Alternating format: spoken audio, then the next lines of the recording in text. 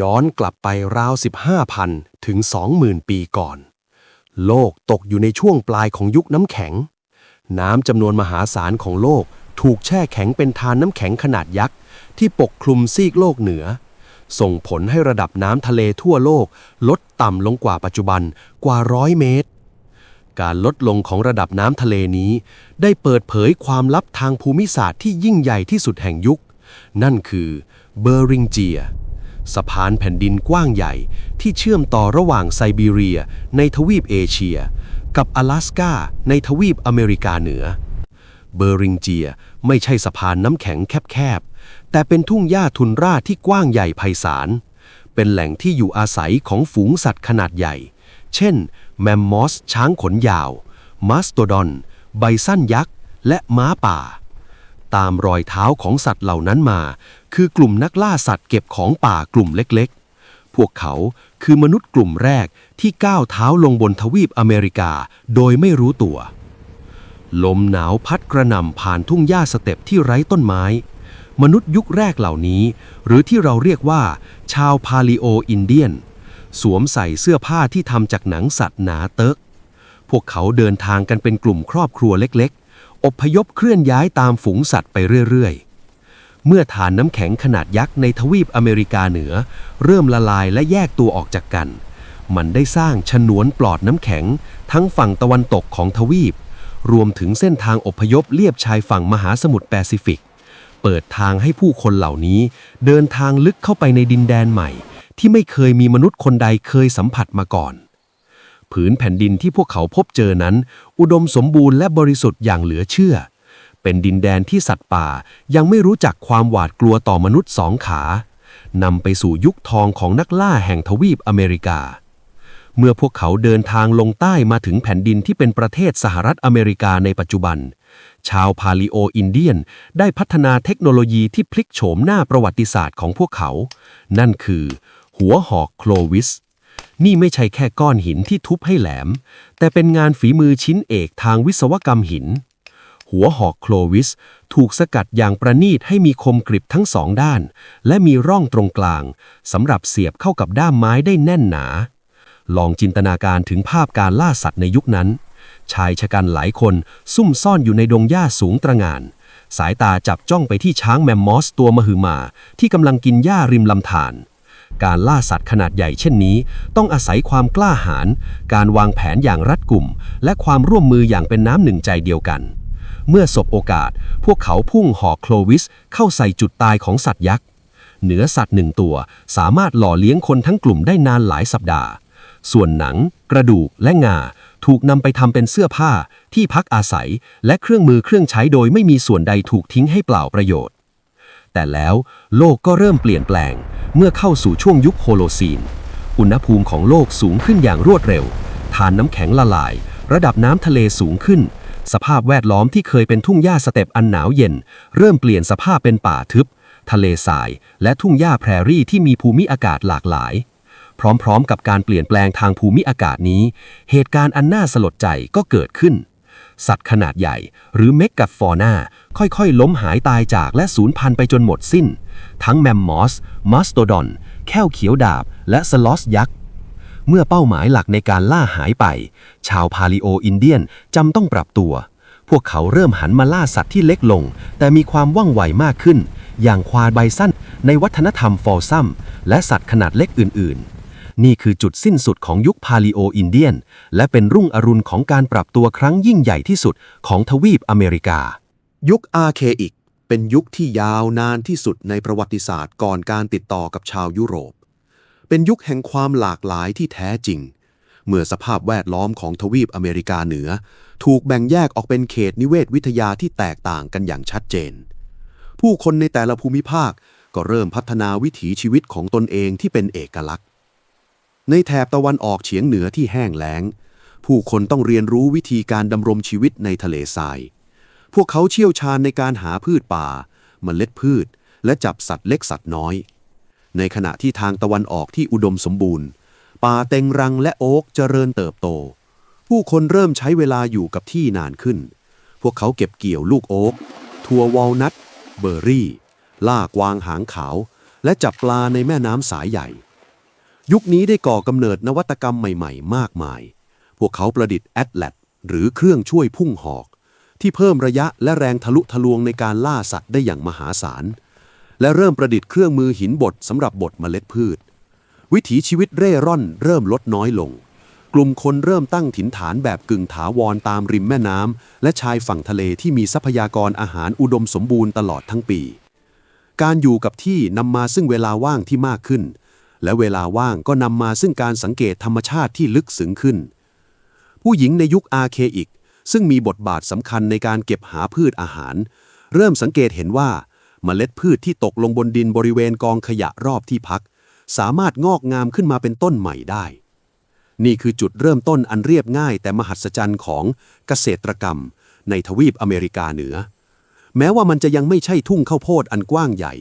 แต่พวกเขาเริ่มปลูกและคัดสายพันธุ์พืชท้องถิ่นเช่นน้ำเต้าทานตะวันและวัชพืชที่มีเมล็ดกินได้การเพาะปลูกในยุคแรกนี้ช่วยเป็นเสบียงสำรองในยามที่อาหารในป่าขาดแคลน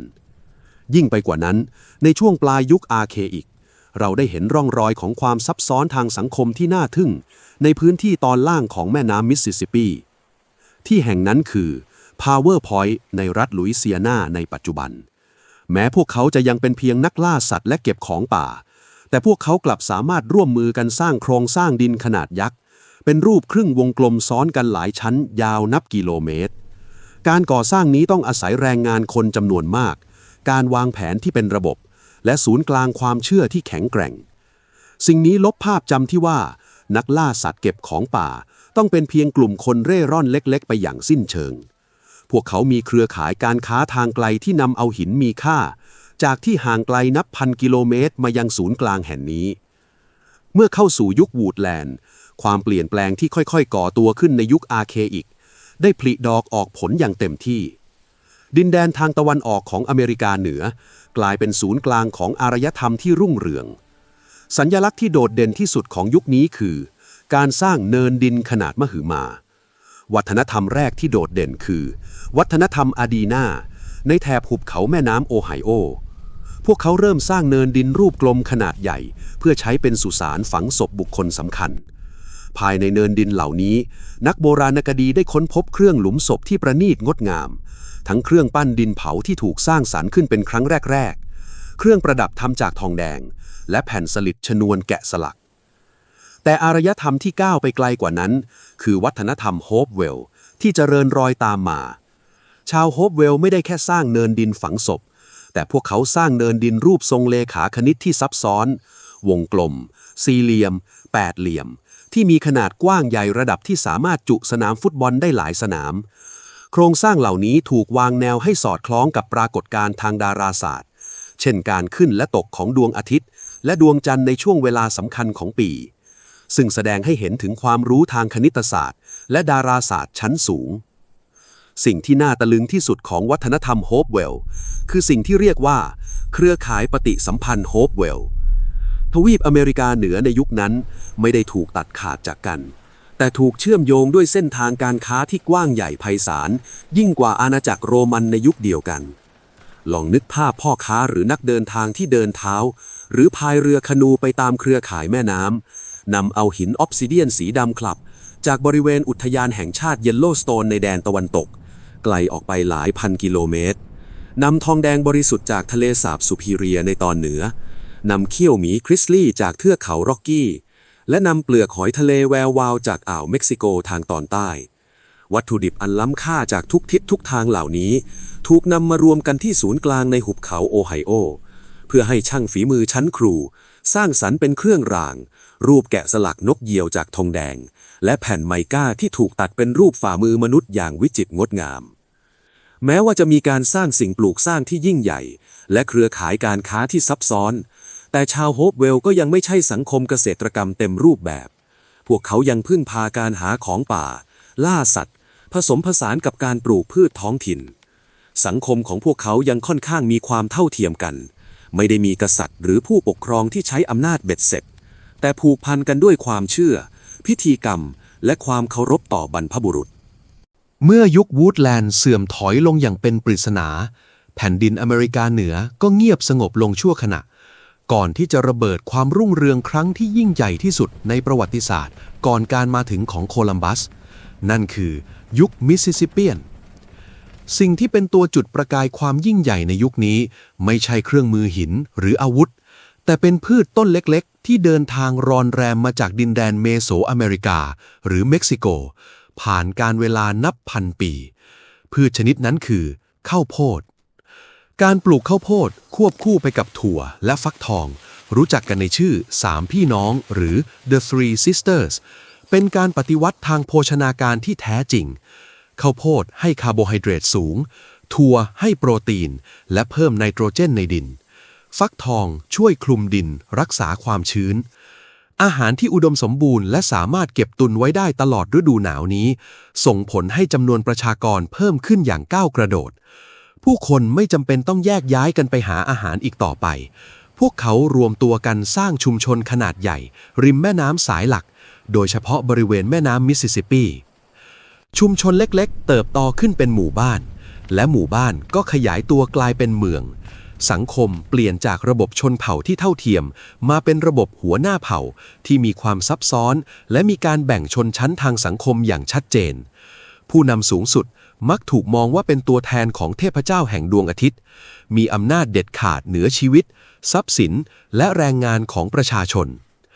เพชรยอดมงกุฎของยุคมิสซิสซิปเปียนคือมหานครคาโฮเคียตั้งอยู่บริเวณรัฐอิลลินอยส์ใกล้กับเมืองเซนต์หลุยส์ในปัจจุบันหากคุณได้ไปยืนอยู่ในคาโฮเคียเมื่อราวปีคศ1100สิ่งที่คุณจะเห็นคือเมืองที่เต็มไปด้วยความจอแจของประชากรกว่า 10,000 ถึง 20,000 คนซึ่งนับว่าเป็นเมืองที่ใหญ่ที่สุดในทวีปอเมริกาเหนือตอนบนใหญ่กว่ากรุงลอนดอนในยุคเดียวกันเสียอีกศูนย์กลางของคาโฮเคียคือมังส์มาวด์พีระมิดดินขนาดยักษ์ที่ใหญ่ที่สุดในอเมริกาเหนือมีฐานกว้างใหญ่กว่าพีระมิดแห่งกิซ่าในอียิปต์มันถูกสร้างขึ้นจากความพยายามของมนุษย์ล้วนๆที่ใช้เพียงตะกร้าสารขนดินเหนียวและดินร่วนนับล้านๆเที่ยวมากองรวมกันจนสูงตระหง่านเสียดฟ้าบนยอดเนินดินแห่งนี้คือวิหารและที่พำนักของผู้นำสูงสุดที่มองลงมาเห็นเมืองทั้งเมืองทุ่งข้าวโพดที่กว้างไกลสุดลูกหูลูกตาและจัตุรัสกลางเมืองที่ผู้คนมารวมตัวกันทำพิธีกรรมทางศาสนาหรือเล่นเกมกีฬาที่เรียกว่าชังคีชาวมิสซิสซิปเปียนมีความเชื่อที่สลับซับซ้อนที่นักโบราณคดีเรียกว่าลัทธิพิธีการตะวันออกเฉียงใต้ลวดลายที่พบในเครื่องปั้นดินเผาเปลือกหอยสลักและแผ่นทองแดงเต็มไปด้วยสัญลักษณ์ของนักรบครึ่งนกอินทรีงูมีขอนแมงปุ่มและลวดลายดวงอาทิตย์พวกเขาเชื่อในโลกที่แบ่งเป็น3ส่วนโลกเบื้องบนของเทพเจ้าและแสงสว่างโลกเบื้องล่างของวิญญาณของน้ำและสัตว์ประหลาดและโลกมนุษย์ที่อยู่ตรงกลางซึ่งผู้นำมีหน้าที่รักษาสมดุลของทั้ง3โลกนี้ผ่านพิธีกรรมที่เคร่งครัดอย่างไรก็ตามการรวมศูนย์อำนาจและการเติบโตอย่างรวดเร็วก็มีราคาที่ต้องจ่ายการตัดไม้ทำลายป่าเพื่อสร้างแนวรั้วป้องกันเมืองและพื้นที่เพาะปลูกอย่างมหาศาลทำให้เกิดปัญหาทางสิ่งแวดล้อมความแห้งแล้งที่ยาวนานในศตวรรษที่13ส่งผลให้ผลผลิตข้าวโพดตกต่ำเมื่ออาหารไม่เพียงพอ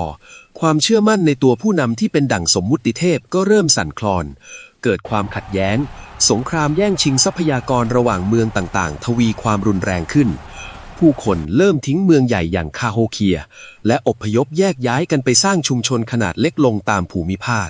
เมื่อชาวยุโรปกลุ่มแรกก้าวเท้าลงบนชายฝั่งอเมริกาพวกเขาไม่ได้พบกับโลกใหม่ที่ว่างเปล่าอย่างที่มักถูกบันทึกไว้ในตำราเก่าๆแต่พวกเขาเดินเข้ามาในโลกที่เก่าแก่มีประชากรหนาแน่นและมีเครือข่ายสังคมที่ซับซ้อนทว่าสิ่งที่เปลี่ยนแปลงประวัติศาสตร์ของทวีปนี้อย่างรุนแรงที่สุดไม่ใช่ดาบเหล็กปืนคาซิละหรือม้าศึกของชาวสเปนแต่เป็นสิ่งที่มองไม่เห็นด้วยตาเปล่านั่นคือเชื้อโรคการติดต่อกันในช่วงแรกนำมาซึ่งการแลกเปลี่ยนโคลัมเบียนม้าหมูและข้าวสาลีถูกนำเข้ามาในขณะที่ข้าวโพดมันฝรั่งและยาสูบถูกส่งกลับไปเปลี่ยนวิถีชีวิตคนยุโรปแต่น่าเศร้าที่ชาวยุโรปได้นำพาไวรัสไข้ทรพิษหรือฝีดาษโรคหัดและไข้หวัดใหญ่ติดตัวมาด้วย ชนพื้นเมืองอเมริกันที่ถูกตัดขาดจากโลกภายนอกมานานนับพันปี ไม่มีภูมิคุ้มกันต่อโรคเหล่านี้เลย ผลลัพธ์คือหายนะทางชีวภาพที่เลวร้ายที่สุดครั้งหนึ่งในประวัติศาสตร์มนุษยชาติโรคระบาดลุกลามเข้าไปในแผ่นดินเร็วกว่าที่นักสำรวจชาวยุโรปจะเดินทางไปถึงชุมชนที่เคยมีผู้คนพลุกพล่านริมแม่น้ำมิสซิสซิปปีกลายเป็นเมืองร้างหัวหน้าเผ่าและหมอผีผู้นำทางจิตวิญญาณล้มตายทำให้โครงสร้างทางสังคมพังทลายลงประชากรชนพื้นเมืองอเมริกันลดลงกว่า 80-90% ภายในเวลาไม่ถึงศตวรรษเมื่อชาวอังกฤษและฝรั่งเศสเริ่มเข้ามาตั้งถิ่นฐานในยุคต่อมาแผ่นดินที่พวกเขาคิดว่าเป็นดินแดนรกร้างว่างเปล่าที่พระเจ้าประทานให้แท้จริงแล้วคือสุสานของอารยธรรมที่เพิ่งล่มสลายไปไม่นานในขณะที่สเปนกำลังครอบครองความมั่งคั่งทางตอนใต้อังกฤษซึ่งเป็นมหาอำนาจเกิดใหม่ได้พยายามสร้างที่มั่นของตนบนชายฝั่งตะวันออกในปีค.ศ. 1607ชายชะกันชาวอังกฤษกว่า100คนล่องเรือ3 ลำมาทอดสมอที่ริมแม่น้ำเจมส์รัฐเวอร์จิเนียและก่อตั้งเจมส์ทาวน์อาณานิคมถาวรฐานแรกของอังกฤษพวกเขาไม่ได้มาเพื่อสร้างชาติแต่มาในฐานะพนักงานของบริษัทร่วมทุนที่หวังจะขุดทองและรวยทางลัดพวกเขาเลือกตั้งถิ่นฐานในพื้นที่ลุ่มน้ำขังที่เต็มไปด้วยยุงลายและโชคร้ายที่พวกเขามาถึงในช่วงที่เกิดภัยแล้งร้ายแรงที่สุดในรอบศตวรรษผู้คนล้มตายเป็นใบไม้ร่วงจากโรคภัยไข้เจ็บและการขาดสารอาหารในช่วงฤดูหนาวที่ถูกเรียกว่า starving time ยุคแห่งความอดอยากสถานการณ์เลวร้ายถึงขั้นที่พวกเขาต้องต้มหนังรองเท้ากินและมีบันทึกการกินเนื้อมนุษย์เพื่อประทังชีวิตสิ่งเดียวที่ทำให้เจมส์ทาวน์ไม่ถูกลบหายไปจากแผนที่คือสมาพันธรัฐเผ่าหาทันชนพื้นเมืองที่ทรงอำนาจในพื้นที่ซึ่งในตอนแรกได้หยิบยื่นอาหารเพื่อรักษาดุลยภาพอำนาจนี่คือจุดกำเนิดของเรื่องราวที่ถูกทำให้โรแมนติกของโพคาฮอนทัสที่แท้จริงแล้วเป็นเด็กหญิงตัวเล็กๆที่ทำหน้าที่เป็นทูตเชื่อมสัมพันธไมตรีไม่ใช่เรื่องราวรักโรแมนติกแบบในภาพยนตร์แต่อังกฤษไม่ได้รอดพ้นความตายด้วยทองสิ่งที่กอบกู้อาณานิคมนี้กลับเป็นพืชใบสีเขียวที่ชนพื้นเมืองใช้ในพิธีกรรมนั่นคือยาสูบเมื่อจอห์นรอฟประสบความสำเร็จในการปลูกยาสูบสายพันธุ์หวานและส่งกลับไปขายที่อังกฤษมันได้กลายเป็นทองสีเขียวที่สร้างกำไรมหาศาลยาสูบต้องการที่ดินและแรงงานมากมายซึ่งนำไปสู่การขยายอาณาเขตอย่างรวดเร็วก่อให้เกิดสงครามแย่งชิงที่ดินกับชาวเผ่าหาทันและเป็นการปูทางไปสู่ระบบเศรษฐกิจที่ต้องพึ่งพาแรงงานอย่างหนักหน่วงขณะที่เจมส์ทาวน์ขับเคลื่อนด้วยความมั่งคั่งอาณานิคมทางตอนเหนือหรือนิวอิงแลนด์กลับถูกสร้างขึ้นด้วยรากฐานที่ต่างออกไปอย่างสิ้นเชิงในปีค.ศ. 1620 เรือเมฟลาวเวอร์ได้นำพากลุ่มแบ่งแยกทางศาสนาที่เรารู้จักในนามพิลกริมมาขึ้นฝั่งที่พลีมัธรัฐแมสซาชูเซตส์พวกเขาหนีการกดขี่ทางศาสนาจากอังกฤษเพื่อมาสร้างสังคมอุดมคติที่บริสุทธิ์ในแผ่นดินใหม่ก่อนลงจากเรือพวกเขาได้ร่าง Mayflower Compact ซึ่งถือเป็นเอกสารการปกครองตนเองฉบับแรกในอเมริกา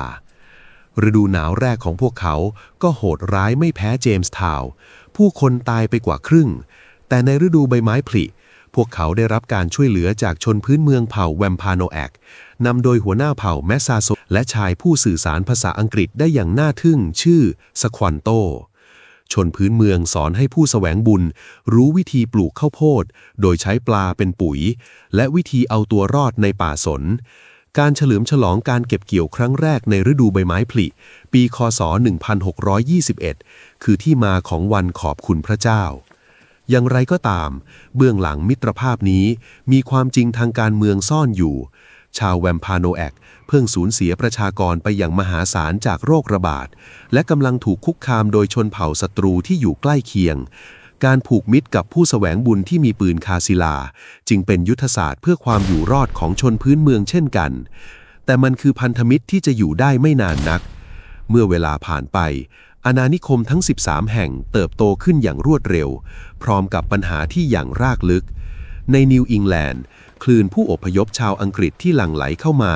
ต้องการที่ดินมากขึ้นเรื่อยๆสัตว์เลี้ยงของยุโรปทำลายไร่ข้าวโพดของชนพื้นเมืองความขัดแย้งที่ก่อตัวมานานระเบิดขึ้นในสงครามพระเจ้าฟิลิป นำโดยเมทาคอมผู้นำเผ่าแวมพาโนแอกสงครามนี้โหดร้ายทารุณมากเมืองหลายแห่งของอังกฤษถูกเผาทำลายแต่ในที่สุดชนพื้นเมืองก็พ่ายแพ้ต่อกำลังอาวุธและจำนวนคนเมทาคอมถูกสังหารศีรษะของเขาถูกเสียบประจานที่พลีมัตนานถึง20 ปีนี่คือจุดสิ้นสุดของอำนาจชนพื้นเมืองในนิวอิงแลนด์ในขณะเดียวกันทางตอนใต้เกิดเหตุการณ์ที่เปลี่ยนโฉมหน้าสังคมอเมริกาไปตลอดกาลในช่วงแรกแรงงานหลักในไร่ยาสูบคือ indentured servants ผู้ใช้แรงงานขัดดี้ชาวผิวขาวที่ขายแรงงานแลกกับค่าตั๋วเรือมาอเมริกาแต่เมื่อแรงงานเหล่านี้เป็นอิสระพวกเขาต้องการที่ดินและเริ่มขัดแย้งกับชนพื้นเมืองจนลุกลามเป็นกบฏเบคอนที่คนผิวขาวชั้นร้อยและทาสผิวดำร่วมกันก่อกบฏต่อผู้ปกครองอาณานิคมเพื่อป้องกันไม่ให้คนชั้นล่างสองกลุ่มนี้รวมตัวกันอีกชนชั้นนำจึงเริ่มสร้างเส้นแบ่งทางเชื้อชาติอย่างชัดเจนพวกเขาลดการใช้แรงงานขัดดี้ผิวขาวและหันไปนำเข้าทาสชาวแอฟริกันอย่างเต็มรูปแบบทาสแอฟริกันถูกลดทอนความเป็นมนุษย์ให้เหลือเป็นเพียงทรัพย์สินกฎหมายที่กดขี่รุนแรงถูกบัญญัติขึ้นการบังคับใช้แรงงานทาสกลายเป็นฟันเฟืองหลักที่ขับเคลื่อนเศรษฐกิจของอาณานิคมทางใต้นำพาความมั่งคั่งมหาศาลมาสู่อเมริกาบนหยาดเหงื่อและคราบน้ำตาของมนุษย์ที่พรากเสรีภาพเมื่อเข้าสู่ทศวรรษ 1750 อาณานิคมอังกฤษทั้ง 13 แห่งมีความเจริญรุ่งเรืองประชากรเพิ่มขึ้นถึงเกือบ 2 ล้านคนเมืองอย่างบอสตันนิวยอร์กและฟิลาเดลเฟียกลายเป็นศูนย์กลางการค้าที่คึกคักแนวคิดเรื่องยุคสว่างและการตื่นตัวทางศาสนาทำให้ผู้คนเริ่มตั้งคำถามต่ออำนาจดั้งเดิมและมีความเป็นปัจเจกชนมากขึ้นแต่ความทะเยอทะยานในการขยายดินแดนไปทางตะวันตกของเทือกเขาแอปพาลาเชียนนำอังกฤษไปปะทะกับมหาอำนาจคู่แข่งอย่างฝรั่งเศสซึ่งครอบครองพื้นที่กว้างใหญ่ในแคนาดาและหุบเขาแม่น้ำมิสซิสซิปปีทั้งสองฝ่ายต่างดึงพันธมิตรชนพื้นเมืองเข้ามาร่วมรบก่อให้เกิดสงครามฝรั่งเศสอินเดียนซึ่งเป็นส่วนหนึ่งของสงคราม7 ปีสงครามโลกแท้จริงครั้งแรกของโลกจอร์จวอชิงตันในวัยเยาว์ผู้บัญชาการทหารอาสาสมัครของเวอร์จิเนียคือหนึ่งในผู้จุดชนวนสงครามครั้งนี้หลังจากสู้รบกันอย่างดุเดือด9 ปีอังกฤษก็เป็นฝ่ายชนะฝรั่งเศสถูกขับไล่ออกจากทวีปอเมริกาเหนือทั้งหมดอาณาจักรอังกฤษแผ่ขยายกว้างใหญ่อย่างที่ไม่เคยเป็นมาก่อนหลังจากที่อังกฤษชนะสงครามกับฝรั่งเศสแต่กลับมีหนี้สินท่วมหัวรัฐสภาอังกฤษก็เริ่มมองชาวอาณานิคมเป็นตู้ ATM พวกเขาเริ่มออกกฎหมายเก็บภาษีสารพัดแบบที่ชาวอเมริกันไม่เคยเจอมาก่อนตั้งแต่อากรสแตมป์ที่เก็บภาษีกระดาษทุกแผ่นไปจนถึงภาษีน้ำตาลโลหะและกระจกคำถามคือเงินแค่นี้ชาวอาณานิคมจ่ายได้ไหมจ่ายได้แต่พวกเขาไม่ยอมจ่ายเพราะหลักการที่ว่าจะไม่มีการเสียภาษีหากไม่มีผู้แทนในสภาพวกเขามองว่ารัฐสภาที่ลอนดอนไม่มีสิทธิ์มาล้วงกระเป๋าพวกเขาหากพวกเขาไม่ได้มีสิทธิ์ส่งตัวแทนไปนั่งโหวตในสภานั้นความโกรธแค้นสะสมจนถึงขีดสุดในค่ำคืนของวันที่16 ธันวาคม พ.ศ. 1773 กลุ่มต่อต้านที่เรียกตัวเองว่าบุตรแห่งเสรีภาพในบอสตันปลอมตัวเป็นชนพื้นเมืองเผ่าอินเดียนแดงลอบขึ้นไปบนเรือสินค้าของอังกฤษและจับใบชาบรรจุหีบราคาแพงลิ่วโยนทิ้งลงทะเลบอสตันจนหมดเกลี้ยงเหตุการณ์นี้ถูกจารึกไว้ในชื่อบอสตันทีปาร์ตี้เมื่อข่าวนี้ถึงหูกษัตริย์จอร์จที่3แห่งอังกฤษพระองค์ทรงพิโรธหนักสั่งปิดท่าเรือบอสตันและส่งกองทหารเข้ามาควบคุมเมืองเบ็ดเสร็จกะจะเชือดไก่ให้ลิงดูแต่มันกลับทำให้กะลาสีและเกษตรกรในอาณานิคมอื่นรู้สึกว่าถ้าบอสตันโดนได้พรุ่งนี้เราก็โดนได้ตัวแทนจาก12อาณานิคมจึงแอบมาประชุมกันที่ฟิลาเดลเฟียสภาทวีปครั้งที่1เพื่อตกลงกันว่าจะคว่ำบาตรสินค้าอังกฤษจนกระทั่งเช้าตรู่ของวันที่19 เมษายน พ.ศ. 1775ทหารอังกฤษเดินทัพไปที่เมืองเล็กซิงตันและคองคอร์ดเพื่อหวังจะยึดคลังอาวุธของกลุ่มกบฏที่นั่นพวกเขาเผชิญหน้ากับชาวบ้านที่จับปืนไรเฟิลมายืนประชันหน้าไม่มีใครรู้ว่าใครเป็นคนเหนี่ยวไกก่อนแต่มันคือเสียงปืนที่ดังไปทั่วโลกสงครามปฏิวัติอเมริกาได้เปิดฉากขึ้นแล้วอย่างเป็นทางการ แม้จะยิงกันเลือดสาดแล้วแต่เชื่อหรือไม่ว่าในช่วงแรกชาวอเมริกันส่วนใหญ่ยังไม่ได้คิดจะแยกประเทศพวกเขาแค่อยากจับปืนเพื่อบีบให้อังกฤษยอมลดภาษีและคืนสิทธิพื้นฐานให้แต่ความคิดนี้เปลี่ยนไปตลอดกาลเมื่อชายชื่อโทมัสเพนตีพิมพ์จุลสารเล่มเล็กๆที่ชื่อว่าสามัญสำนึกในต้นปีพ.ศ. 1776หนังสือเล่มนี้ใช้ภาษาชาวบ้านด่ากราดระบบกษัตริย์ของอังกฤษแบบไม่ไว้หน้าและชี้ให้เห็นว่ามันเป็นเรื่องผิดธรรมชาติแค่ไหนที่เกาะเล็กๆอังกฤษจะมาปกครองทวีปที่กว้างใหญ่อเมริกาจุลสารเล่มนี้ขายดีถล่มทลายและเปลี่ยนใจคนอเมริกันให้หันมาเห็นด้วยกับการแยกตัวเป็นเอกราชเมื่อเสียงสนับสนุนมีมากพอสภาทวีปครั้งที่2จึงมอบหมายให้คณะกรรมการชุดหนึ่งซึ่งมีชายหนุ่มร่างสูงจากเวอร์จิเนียชื่อโทมัสเจฟเฟอร์สันเป็นคนจรดปลายปากการ่างเอกสารที่จะเปลี่ยนโลกเจฟเฟอร์สันขังตัวเองอยู่ในห้องเช่าและเขียนประโยคที่ทรงพลังที่สุดในประวัติศาสตร์การเมืองขึ้นมาว่าเราถือว่าความจริงเหล่านี้เป็นสิ่งที่ประจักษ์แจ้งอยู่ในตัวเองนั่นคือมนุษย์ทุกคนถูกสร้างขึ้นมาอย่างเท่าเทียมกันและพระผู้เป็นเจ้าได้มอบสิทธิบางอย่างที่พรากไปจากพวกเขาไม่ได้ซึ่งสิทธิเหล่านั้นได้แก่ชีวิตเสรีภาพและการแสวงหาความสุขในวันที่ 4 กรกฎาคมค.ศ. 1776 สภาทวีปได้ลงมติรับรองคำประกาศเอกราชสหรัฐอเมริกานี่คือวินาทีประวัติศาสตร์ที่อาณานิคมทั้ง 13 แห่งตัดขาดจากจักรวรรดิอังกฤษอย่างเป็นทางการและสถาปนาตนเองเป็นรัฐเอกราช 13 รัฐที่รวมตัวกันหลวมๆภายใต้ชื่อสหรัฐอเมริกา United States of America การประกาศเอกราชบนแผ่นกระดาษนั้นง่ายแต่การรุบให้ได้เอกราชมาจริงๆนั้นเป็นนรกขุมบากกองทัพชาวนาของอเมริกานำโดยจอร์จวอชิงตันต้องเจอกับกองทัพทหารอาชีพและกองเรือที่เกรียงไกรที่สุดในโลกของอังกฤษในช่วงแรกวอชิงตันแพ้แล้วแพ้เล่าทหารหนีทัพอดอยากหนาวตายไม่มีแม้แต่รองเท้าจะเดินกลางหิมะแต่จุดเปลี่ยนสำคัญมาถึงในปีค.ศ. 1777 เมื่อกองทัพอเมริกันพลิกล็อกเอาชนะทหารอังกฤษได้ที่ยุทธการซาราโตกา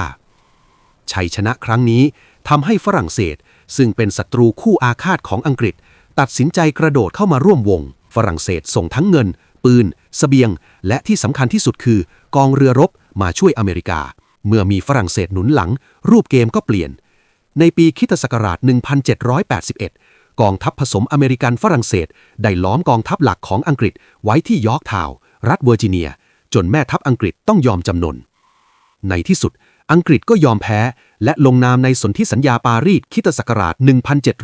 1783 ยอมรับเอกราชของสหรัฐอเมริกาอย่างสมบูรณ์อเมริกาได้ประเทศมาครองตั้งแต่ฝั่งมหาสมุทรแอตแลนติกไปจนจรดแม่น้ำมิสซิสซิปปีไล่อังกฤษไปได้แล้วใช่ว่าปัญหาจะจบในตอนแรกรัฐทั้ง 13 รัฐต่างคนต่างอยู่เหมือนประเทศเล็กๆ 13 ประเทศรัฐบาลกลางอ่อนแอมากไม่มีอำนาจเก็บภาษีไม่มีกองทัพเป็นของตัวเองภายใต้กฎหมายที่เรียกว่า Articles of Confederation ประเทศกำลังจะแตกเป็นเสี่ยงๆจากปัญหาเศรษฐกิจและการก่อกบฏของชาวนาผู้นำอย่างจอร์จวอชิงตันเจมส์แมดดิสันและอเล็กซานเดอร์แฮมิลตันจึงเรียกตัวแทนจากรัฐต่างๆกลับมาประชุมด่วนที่ฟิลาเดลเฟียอีกครั้งในปีค.ศ. 1787 ตอนแรกกะจะมาแค่แก้กฎหมายเก่าแต่ทำไปทำมาพวกเขาฉีกของเก่าทิ้งทั้งหมดและนั่งร่างรัฐธรรมนูญแห่งสหรัฐอเมริกาขึ้นมาใหม่ทั้งหมด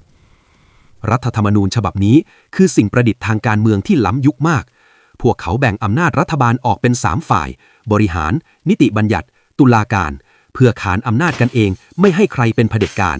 และได้สร้างระบบประธานาธิบดีขึ้นมาเป็นครั้งแรกของโลกด้วยเมื่อรัฐธรรมนูญผ่านการรับรองจากรัฐต่างๆจอร์จวอชิงตันชายผู้พากองทัพผ่านพ้นความตายมาได้ก็ถูกเลือกให้เป็นประธานาธิบดีคนแรกของสหรัฐอเมริกาอย่างเป็นเอกฉันท์ในปีค.ศ.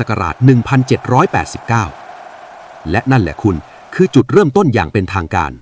รัฐบาลถูกตั้งขึ้นธงชาติถูกชูขึ้นและประเทศสหรัฐอเมริกาที่เรารู้จักกันก็ได้ถือกำเนิดขึ้นบนแผนที่โลกอย่างเต็มภาคภูมิ